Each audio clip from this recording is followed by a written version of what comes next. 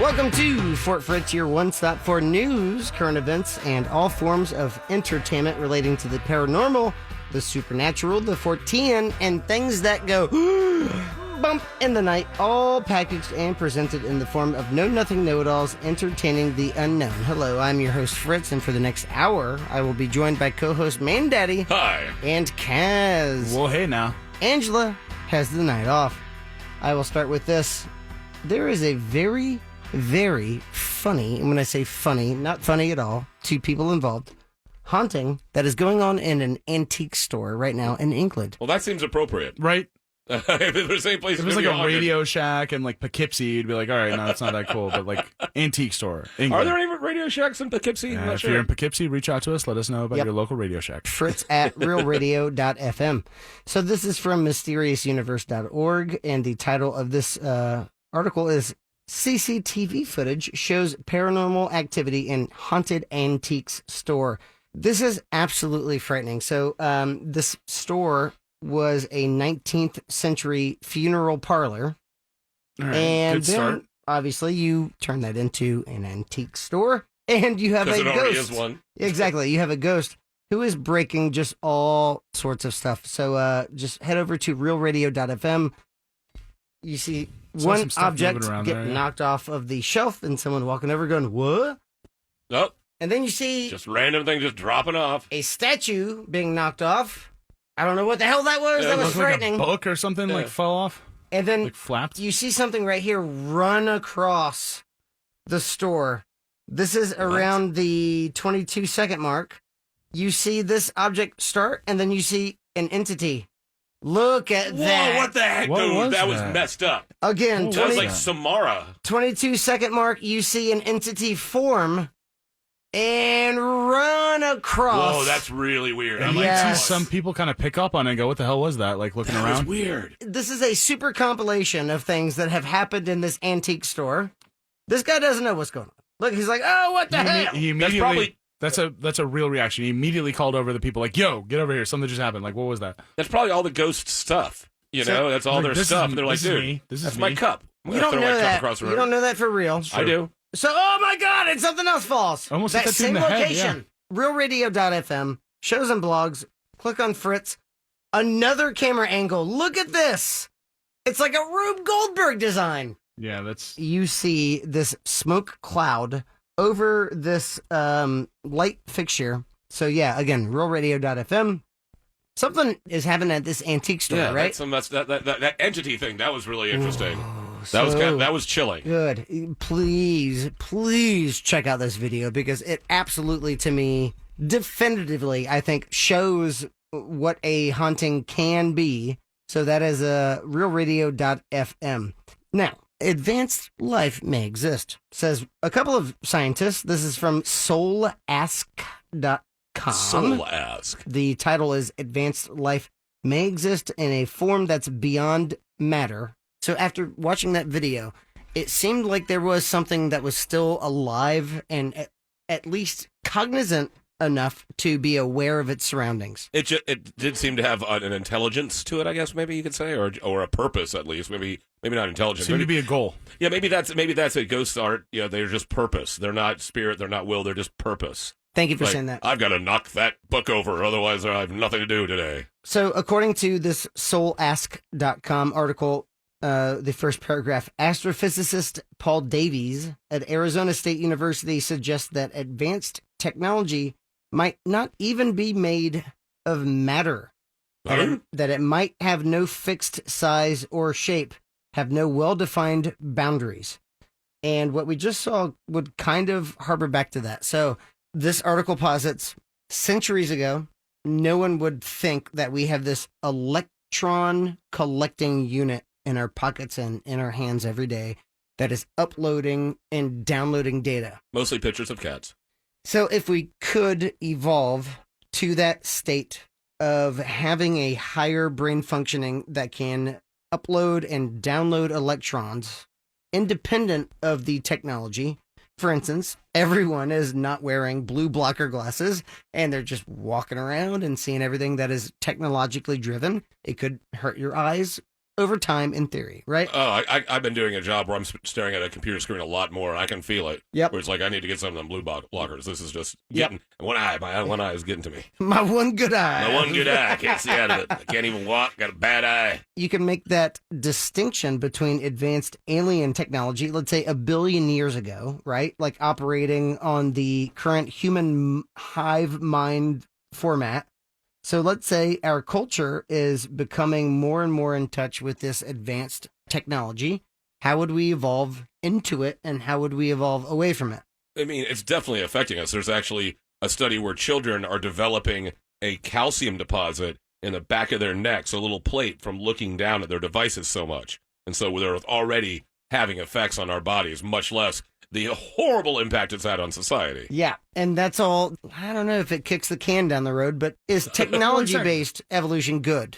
I think that the concept of evolution you don't get to say good or bad. It is. It is. Thank you for saying that. Happened based on the factors, environmental, societal, whatever that we're dealing with. So yeah, I think that it is a product of like you said, increased exposure to these devices. However, I would say that, you said all the horrible things it's done, and yes, it has, reduced a lot of art forms and a lot of like our communication to something a little bit more rudimentary than what it used to be, but it also expanded the world has shrunk so much. Yeah. Like we but get is access it in a good way? Yeah, like the quickness with which thought gets to travel the world now is unprecedented. Like yes, somebody gets to have an idea in Asia that is here within minutes, and everyone's thinking about the same thing. Yep. Industries, but lies can do the same thing. Absolutely, That's the sad yes. thing. But also news, right? It gives everyone the ability to prove anything as true because they can find something that confirms it. Kaz has an advanced knowledge of the kind of inner workings of systems, especially computer systems. He's a coder. He's a very, very bright man. Got a little something under the belt, you know what I mean? I can can get dangerous behind a computer. I will end with this soulask.com paragraph. If civilizations are millions or billions of years older than us, many would be vastly more intelligent than we are. By our standards, many would be super intelligent. We are galactic babies. Yes. Oh, yeah, totally. Totally. Cool. Yeah. Because we're closer to the center of the universe, right? That's the whole thing. Like we are closer to what they believe to be the Big Bang. Yeah, the breadbasket, the Milky the Way. womb. The Milky Way galaxy is at least 13 billion years old. They think that the entire cosmos is around 14. So we are one of the infants. Right. So I now leave you with two stories. This is from coasttocoastam.com. Nice. Fairy friends oppose Scottish fish farm. So the idea behind this is that a proposed fish farm might harm fairies that a local community thinks exists in this pond. And this is what country? This is in Scotland. Okay. Yeah, in Scotland, they believe in some fairies. And they think that these fairies, every 100 years, the moon doth rise, and they bathe in said moonlight, and then they trick men to their death with promises of gold and treasures. And because of that, they don't want a fish farm. If you got a fish farm, you don't need golden treasures, bro. Thank got you. fish. Yeah. Then we end with this. One church, just a quick dab into the fairy culture and then on our way. because the fairy culture is just that. It's a fairy culture. It's endemic really to Scotland and surrounding areas. And the fairy culture, no one can really pinpoint, number one, what it is or what it is not. We end with a church. It's been repeatedly vandalized by Satanists. So this is Grimsby, Grim. Are they in Norway? They are not. That's the same question. They are not. Grimsby, Grimsby, telegraph.co.uk, and the article is entitled Church Repeatedly Vandalized by Satanists Who Perform Animal Sacrifices and Supernatural Ceremonies. Mandaddy, let me start with you. Okay. What are your thoughts about Satanists? It depends. There's a different. Good answer. Yeah, there's a lot of different sides and types of Satanists. You have Satanists that follow Anton LaVey, and that's just Hollywood Satanism. That's basically, you want to summon the devil, have an orgy. You want to, trap a demon, have an orgy. Right. And then the true Satanists don't believe in an actual Satan. the only people that believe in an actual Satan are Christians. Yep. Satanists don't believe in an actual Satan. And that's one thing that Christians have a hard time getting through their heads. You know, there's just like how every group of religions have different fringe sides of them. Everyone knows Christians that are great people and they use it to lift everybody up, and there's other people that use their Christianity to judge upon everyone else. That doesn't mean that one rotten apple is going to ruin it for the entire tree. Right. This is the opening paragraph. A village church has repeatedly been vandalized by Satanists, in quotes, who perform animal sacrifices and supernatural ceremonies. The church is St. Botolph's, Botolphs, St. Botolph's Church in Skidbrook. That's near Louth. And it's said to be one of the most haunted churches in Lincolnshire. This is in England. GrimsbyTelegraph.co.uk reached out to the local Satanists. And they said, number one, it's another smear campaign. We do not do that. Number one, we don't believe in harming living people or living entities, period. Don't hurt. I end with that story because we start off with a closed caption TV footage of this haunting in an antique store that was a funeral parlor. And then we have advanced evidence of life that might exist in a form outside of matter. We kind of like barrel rolled over it. But if one community or culture believes in fairies, that doesn't mean it's incorrect. And then we have this one church who is subjugating an entire population of quote unquote Satanists, because let's be honest, that sells. Yes, It does. That doesn't mean that's what's happening. So to go back to the advanced life form, if we are evolving with technology, there's no life form on this earth that is doing that. We are not evolving. We are using our technology in a malicious way to subjugate further. And that's ugly. That is not what humanity should be doing. You're listening to Fort Fritz right here on Real Radio 104.1. Fort Fritz on Real Radio 104.1. Welcome back to Fort Fritz right here on Real Radio 104.1. I am your host, Fritz, always joined by the consummate professional Mandaddy. Hi. And Kaz. We are an iHeart radio station. Go ahead and download that absolutely free iHeart radio app and search Fort Fritz. You'll see little bite-sized nuggets of morsels called the Campfire Tales, and also these broadcasts right here on Real Radio 104.1, including our audio dramas, which are around an hour long. And we have some really, really exciting news. We are starting season 4 with an hour-long episode about, I don't want to get into it because you have to wait. You gotta wait. Mandaddy, what would you like to talk about? I got a few things. I've got a show that is just now starting and a show that is now departing. About what? So I'll start off with the departing show. And they just had the season, or it's not the season, but the series finale of The Good Place. And I loved that show. Oh, that's got Ted Sam. Ted Danson's in it. Damn it. And Kristen Bell. Is it Kristen Bell? Yeah. Kristen Bell. Kristen Bell. Oh, She's God. tiny. She's That's so tiny. So great. Deck Shepard Total points. Yeah, it's just a delightful show. If you don't know about it, it's about basically a person who wasn't the greatest person at all, played by Kristen Bell, named Eleanor, dies and goes to heaven. And it's just about the afterlife, and there's a lot of twists and turns. It's a lot of good comedy. It's a lot about philosophy, which is really interesting to me. And a lot of people like to talk about how, oh, I'm such a Rachel, or I'm such a Joey, or, you know, what type of person you are. I'm a Chidi Adagonye, because that's one of the main characters of the show. His name is Chidi Adagonye, and I understand this guy way too much. He has a hard time making decisions. He overthinks everything. He describes sometimes the sound in his brain like being a fork in a garbage disposal. Oh, and God. I totally understand. That's what it feels like to me sometimes. So they had the series finale recently, and So it's done. it's over. It is now Whoa, over. I didn't know that. Yeah, Okay. it's now over. And Series finale. Yeah, it was a series finale. It's completely over. It just it happened over last week. And it was great. It was well done and everything, but it was somber. It was a very, not necessarily sad, but a somber ending. A show about death. Huh. That's a somber ending. Yeah, who would have What do you know? I guess I You know what? should have seen it coming. Kudos for a group of people who are making a successful TV show to decide, let's end it. Yes. And let's not do fan service, and let's end it the way we want to end it, and let's, you know what, take it how you will. They gave you a lot of moments that were very funny, but then the end was something that you weren't really expecting, but memorable, right? Like, it's something I guess if you think about it, it's like, well, how could they end the show? Right. You know, because it's a She show goes that to hell.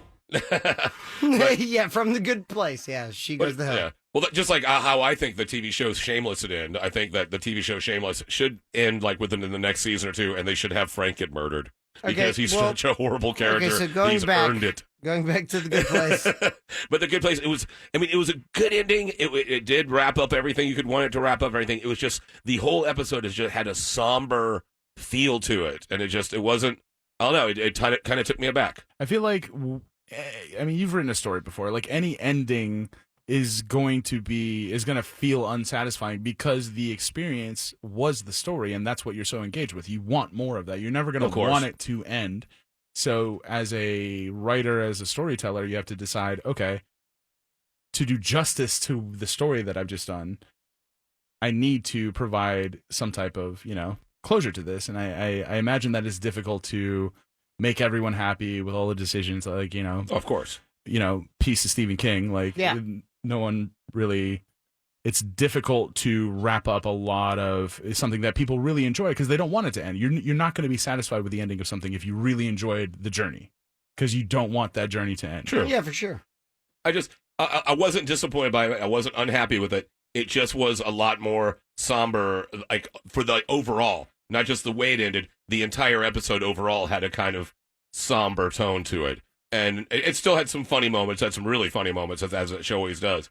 But it was I don't know, it felt like an ending. It was an ending, and it felt like an ending. Okay. I mean, so I'm sure that's the reason they're doing it. And that's the point of the writers and the showrunners. And to see, Michael Schur, the guy that created Parks and Rec. Oh, and also The Office. And he didn't create The Office, but he was a main part of The Office. Yeah. He was Moe's. I was going to say, it's Moe's. Moe's made, okay. Yeah. Tight.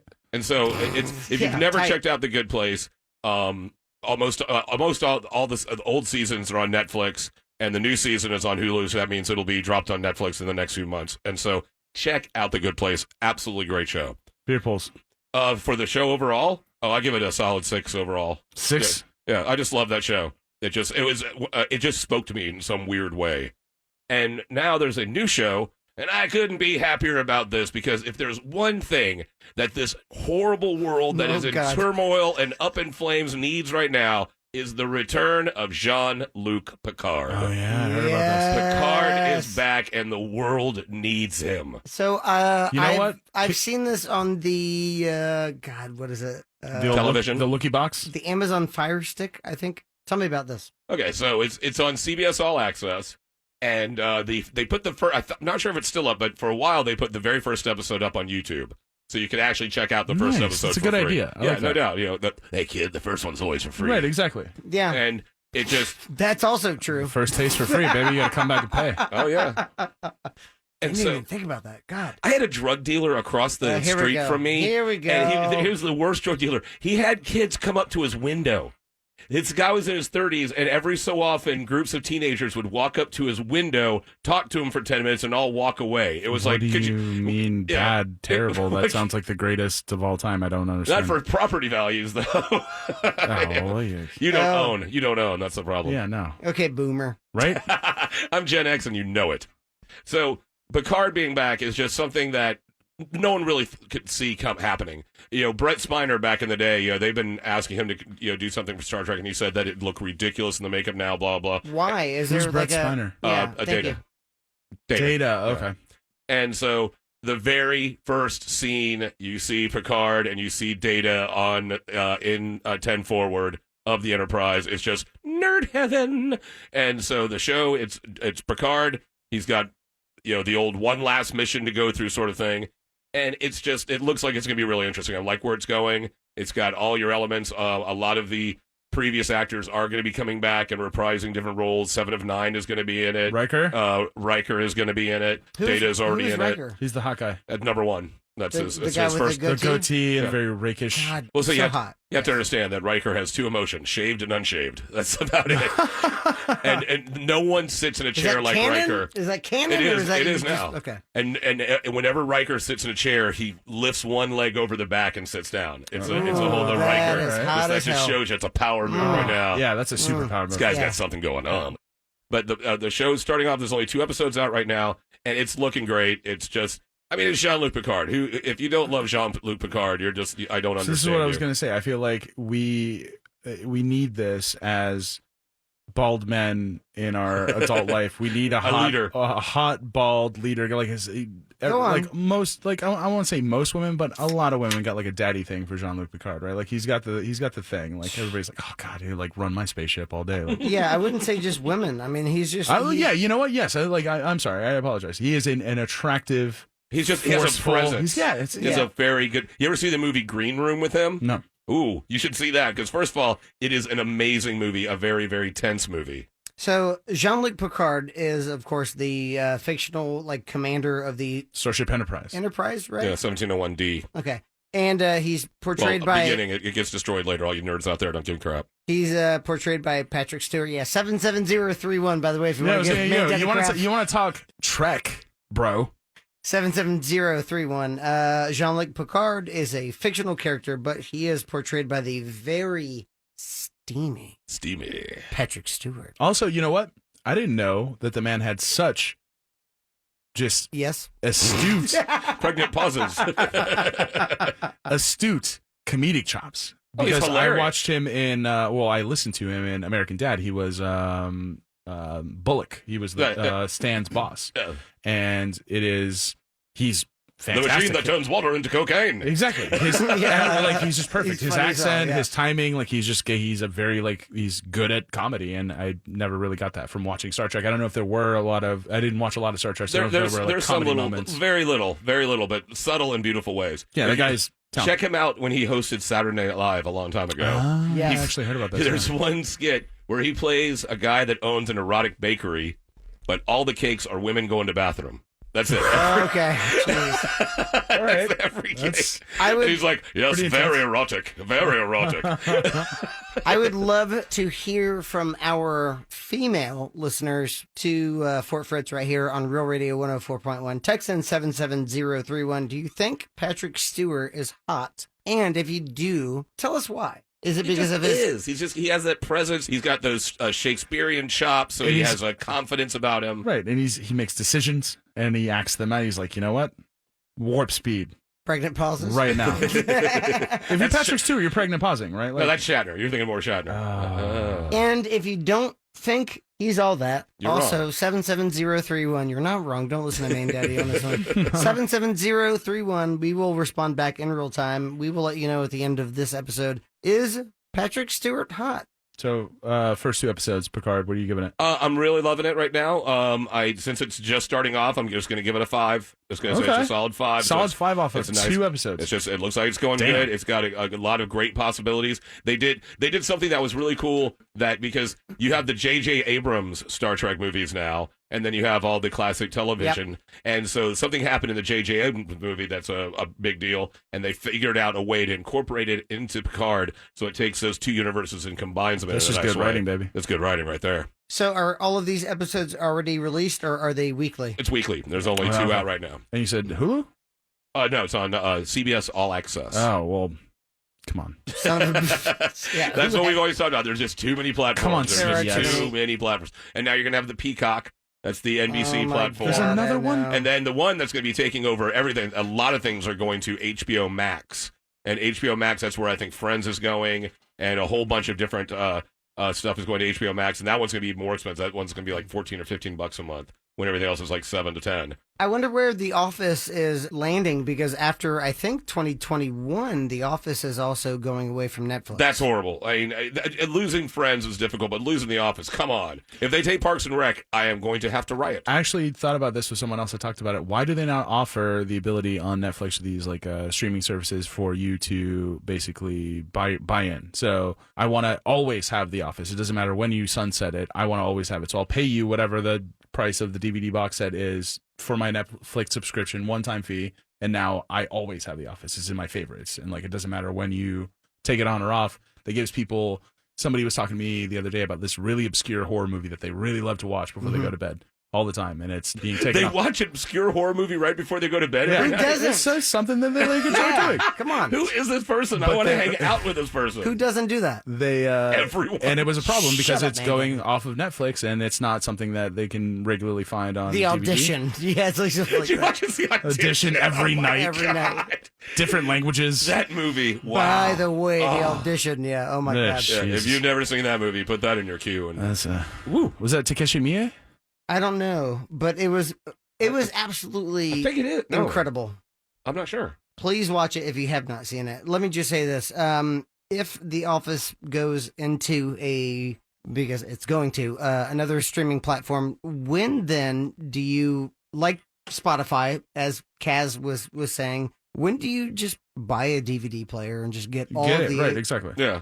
It's Physical going to happen copies. to a lot. I wouldn't be surprised if that's already happening with Friends. You know, Yeah, 'cause for a that's lot a of good people, point. because a lot of people have, I call them wallpaper shows. They're shows that you're just like when you're at home, if you're be cleaning up, if you're making dinner and you don't want to have something you have to pay attention to, you just want something on. With at my house, it's either The Office, Friends, or I now like that. Parks and Rec. Wallpaper shows. I like Yeah, that. it's just the wallpaper. Yeah, you have it on. Yeah, You know, background. I can recite Parks and Rec now because I've watched it so many times. Let me just say this. I have every Simpsons DVD up until season 21. Boom. And I've only watched the first 11 seasons. Up to actually 15. But that's a good point. You know, once you have those on DVDs, you got them forever. So, Mandaddy, anything else you want to wrap this segment up with? No, if you are a Star Trek fan, you're just gonna love it. It is fan service. It's got a lot of great little Easter eggs and references. It's got some Borg in there, but it's not the Borg you're used to. By the way, we are getting overwhelming texts right now. 77031. You guys. Patrick Stewart is hot. He just is. And if you're a fan of Patrick Stewart, check out the movie Green Room because it's just an intense thriller. Is it the one about the band, the Satanist band or whatever? And he plays a skinhead Nazi. And there's Okay. one church who thinks That's the terrible. Back around, Back segment around, one, call baby. back. Hey. We're going to take a little break, and Kaz is going to tell us about some current event news. You are listening to Fort Fritz right here on Real Radio 104.1. Fort Fritz on Real Radio 104.1. Hi, and welcome back to Fort Fritz on Real Radio 104.1. I am your co-host, Mandaddy.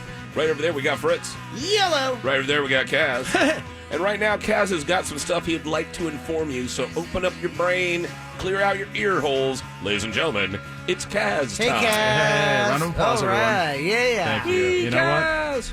Comic book movies. Okay, Yes. I'm in 'em. Daddy, you're into it. I'm in it. Yeah, big time. I've got a couple that I really enjoy. I'd never really dove into the Avengers kind of lore, but obviously we've talked about it. Blade 2, my favorite comic book movie of all time. Word. Thor 3 Ragnarok, I really enjoyed. There are certain ones out there that I really enjoy.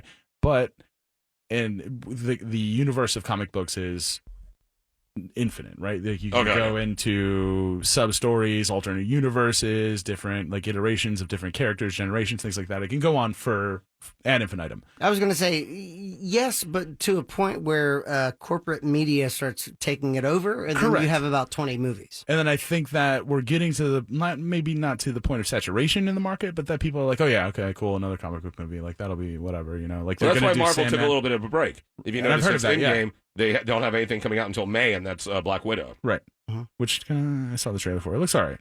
I was arguing the other day with you guys, actually, that I think that the next evolution of these nostalgic, kind of like, more mature adaptations of things that you enjoyed as a child is going to be the video game movies. And Which have been really hit or miss. correct. Mostly miss. Mostly miss. And that is that's a historical, I think, knock against the idea of the genre of a video game movie. But I will say, and I was going to start this off with, from my perspective, two of the greatest are Super Mario Brothers, Bob Hoskins, John Leguizamo, and Dennis Hopper. Well, it's a tour de force, okay? It's just not a Super Mario. It's a weird movie, It's a but it's weird just movie, not and it's Super good. Mario. It has little to do with. I loved it. Bob Hoskins, Leguizamo, Hopper, Riff tracks practical do it. effects. I mean, what else do you need, really? I loved it. I thought it was weird. How old it were you? stuck with whatever, 9. I don't know. So How old are you? Like 9 mentally. another one I really, really enjoyed, and actually the sequel wasn't that bad either, was the Mortal Kombat movie. Yes, those were not bad. Christopher Lambert. There was a couple other people in there. And it had just enough tongue-in-cheek without going Exactly. overboard. It was like the how right mix. Like how the Street Fighter movie went a little You know what? overboard. That you brought it up. Loved the Street Fighter movie. You would. Van Damme, Oh, Kylie Minogue as Cammy. Yeah, Come on. Okay. Raul Vega? Raul Julia was Raul Julia. Was M. Bison, Yeah. which is a strange casting because M. Bison's like this enormously buff Jack dude, and Raul Julia is like this svelte, attractive Portuguese man. I don't know what he was. He actually, and this is just That's a quick, nice assumption on the Portuguese, aside, though. he actually signed up for that movie because his nephews were I heard about massive that. fans of that movie. That has happened to so many stars. You'll find so many stars get involved with these franchise movies that they've never heard of because they have either their kids want them to do it to look cool, or they have a nephew or something like that. And that seems to be like a big thing. Of getting What people better into these movies. reason? I digress. Who cares? So Street Fighter, Mortal Kombat, those are 90s movies that when, Super Mario Brothers 90s movies that attempted to cash in early on the video, and that's when, the entertainment form of video games was just starting to catch on as like a mainstream thing, kind of in the mid to late 90s. It was something that It's not actually, a fad anymore. It's right. a real thing. I read that Mortal Kombat 2 was the first video game to surpass box office movie sales in arcade purchases for that year. Mortal Kombat 2? Mortal Kombat 2. Actually, to I the love point that game. where it was one of the first arcade consoles that had a locking mechanism on the back because people were stealing the motherboard out and like hooking it up to like basically have Mortal Kombat 2 at their house. I didn't know that. To set up a little, Crafty little emulator thing. bastards.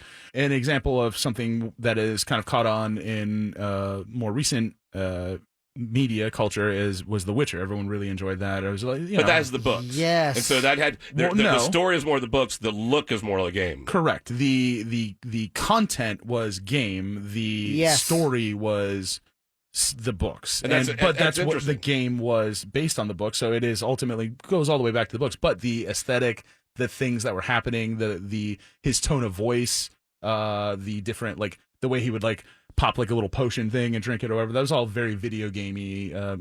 Had Fan footprints in the books, but went into actually the video game styling of how that stuff was portrayed in his little spells. And I haven't the things finished he The would do. Witcher. It was good. I haven't heard anything negative about that entire video game franchise. The Witcher 3 Can you Wild jump? Hunt. Can you hop into that one? Yeah, just jump into Witcher 3. So is it Because they also do a little pre. is it hardcore RPG or is it more action RPG? It's very hard. It's not difficult It's not D&D hardcore. What it he's is asking, action. Kaz, is can you play it on very easy? Oh, you little bastard! Little bastard! there I he will is. break you over my knee, even though my There he back is is. broken. Am I wrong? You know what? Put them on very easy before you try to break them over your knee, dog. Oh, I'll break you both. I'll take you both on right now, hobbled as I am.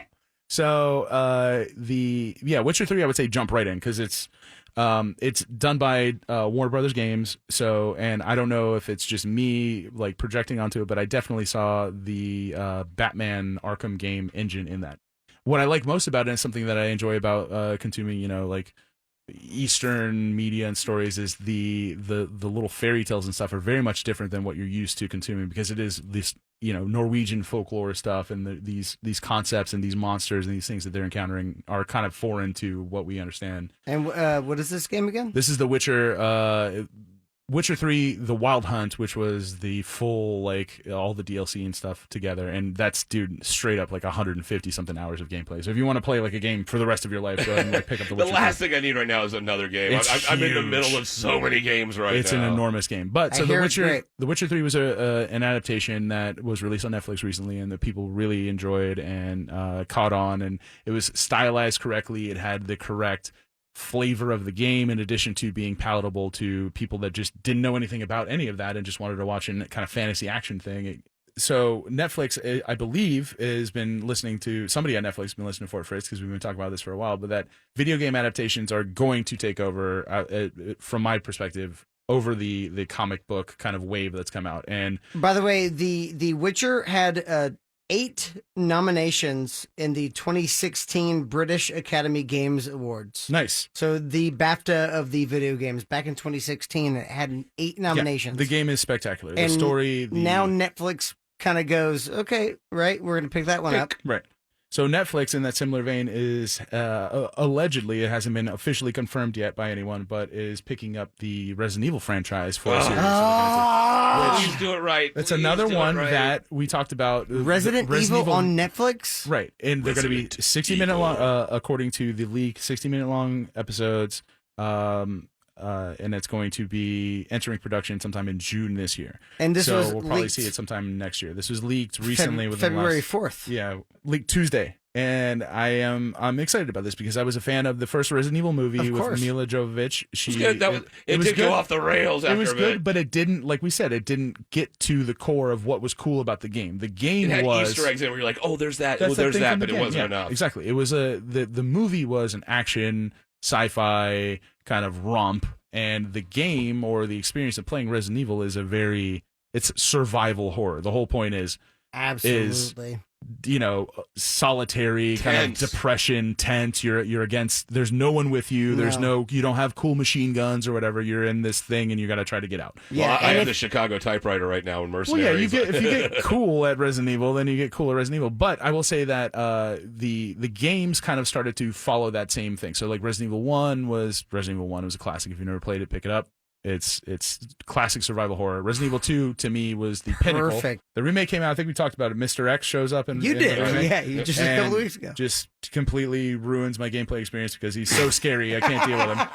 He's always coming for you. Resident Evil 3 Nemesis is getting a reboot Yep. coming up very shortly. That'll be available on PS4. So once that comes out, I'll do a review on that. But the games kind of followed Resident Evil 4, 5, and 6. Followed this kind of action bend where it was like missile launchers and quick time events and things like that. Resident Evil 7, Biohazard was the one that was first person. It supported VR and it was terrifying, like what we talked about. Stress-inducing. It wasn't here's a 4 shotguns with incendiary ammo. It was here's a gun. You don't have enough ammo to kill that anything moth. So run away from everything, and everything can kill you. Yeah. And you're it's the feeling of being chased and trapped and isolated, and that's what made that game so cool. So this streaming adaptation of Resident Evil on Netflix, filmed in South Africa. It's going to be entering production in June. The hub of production being based in South Africa. So I don't know if the story takes place in South Africa, but it might be the area, the locale. Resident Evil 5 was the one that actually took place in Africa, and that was one of the more action-y. Yeah. A lot of it was just running around, shooting things, blowing things up, which to me, fine. It looked good. If that's what you want to do, then fine. But Resident Evil 7, Resident Evil 1 and 2, those are the ones that nailed the idea of why I'm playing this game. I want survival horror. I want to kind of feel like I'm working against, an entire building full of things that are trying to kill me, instead of this being this action guys jumping through lasers and whatever. Well, I wonder if that's the better narrative though for a TV show. Maybe. So that's what I think. Like, if that's what you want, watch whatever Running Man or something. Watch an action sci-fi thing. Like if we're gonna make a Resident Evil show, it's about survival horror. It's about these isolated people against these like insurmountable odds, and what do they go through in that. I actually and don't make it a Walking Dead clone. No, exactly. No, my God, please don't. Please stop. We're done with Walking Dead. Enough. Darabont, wherever you are, you listen to me. Look at me. Look at me. Yeah, how about this? Through your Stop. radio. God, I haven't watched it turned into Call of Duty, the show. Yes. Every single episode was. It really was. Perfect. When the main guy left, I can't even think of his name. It's been so long. It's just everyone just shooting each other with. When Rick left, that's when we left. You have to capitalize on that isolationism. Yes. So having said that, Mandaddy, let's kick everyone out of the fort. All right, it's time to get out of here. But before we get out here, you want to check out, like you should, maybe we'll actually validate your barking as well, where we have you check out things that we think you should check out. Hey, Fritz, what should the people check out this week? Young Money. Wheezy. Oh, yeah. Lil Did Wayne. you check it out yet? Yes. All right. He has just released a new album, Funeral. It came out last Friday, so a week ago. 26 tracks or something like that? 24. 24 tracks. Beast mode. As a coincidence, the track you should immediately check out is the opening track, Funeral. You get the vibe of the album, and then check out Dreams. I love the track Dreams. Wheezy is not 100% on this one. If you have positive memories of Wheezy, go back. But I will say this. He made his producers and his entire team stop production so he could do one final verse for Kobe Bryant, who helped him release the Carter 5. Really? I didn't In know. 2018. Yeah, he started, Kobe Bryant started promoting it for him in 2014. And so he stopped production, recorded one verse for him. The track is called Ball Hard. Right in the middle of the album, there is a 24-second moment of silence. Oh, nice. And so, Cass, what should the people check out in your opinion? Some of you might know I moonlight as a cook at St. Andrew's Tavern. A fine cook. 1119 West State Road 436 in Altamont Springs, Florida. Dropping the digits. Definitely come by. So we have gone non-smoking recently. So if you ever had an issue with the smoky English pub, we have gone non-smoking. All that smoky smell is out of the bar. The food is fantastic, and actually, amazing. The food is so good. Fish and chips. Everything God. is. It's, you know what I was thinking about the other day. It's whole food. I watched Nick go back there, and every single thing starts with a pot of onions and some carrots and some garlic. Thank you for saying that. It is whole food. Yeah, the guy goes back there and cooks. Yep. So it is spectacular food, spectacular drinks, good prices, good people. February 9th, we're going to be having this Sunday the St. Andrew's Crockpot Cook-Off, which a lot of That'll take a while. There are a lot of people. Well, so you show up with your dish in your crockpot already. We're gonna have a space for you to plug in your crockpot, and it's going to be free to enter. $5 to become a judge or a taster. Ooh, I want to be a judge or taster. Wait, is it all vegan or a judge or taster? Nice. Well, first of all, always check out my trivia night. I do a trivia night at Orlando Brewing on the 1st, 3rd, and 5th, if there is one, Monday at 7 o'clock. And now I'm doing a new thing. I'm doing bingo there also. So I'll be doing bingo the next time I'll be there is the 19th, Wednesday the 19th. So you don't need to know no trivia, don't need to know no fancy answers. Just stare at a card and you could win prizes. And the thing I think you should check out is something that just dropped on Netflix right now. Haven't had a chance to watch it just yet, but I'm looking so forward to it. It's called Lock and Key. Oh, yes. Lock Yes. and Key. It's Joe Hill? Joe Hill. Oh, points! Which is Points. Stephen King's son, So, right? Stephen King's son. I was A about to series of- say that, you son of a bitch. A series of graphic novels and being turned into a TV series, and the graphic novels were absolutely stellar, riveting, mind-blowing, heart-wrenching. It's just amazing. So if they get anywhere near it, it's going to be spectacular. So I can't wait. I'm definitely going to be binging as much of it as I can this weekend. So check out Lock and Key. That's dropping on Netflix. And I think that is it for us. We are Fort Fritz. We'd like to thank each and every one of you for listening, but we couldn't do it individually because it would take far too long. Get out of here. We got to live our lives. You need to live your lives. Thank you very much for listening. Fort Fritz on Real Radio 104. Until next time, Point one. pleasant Pregnant, fellas. dreams.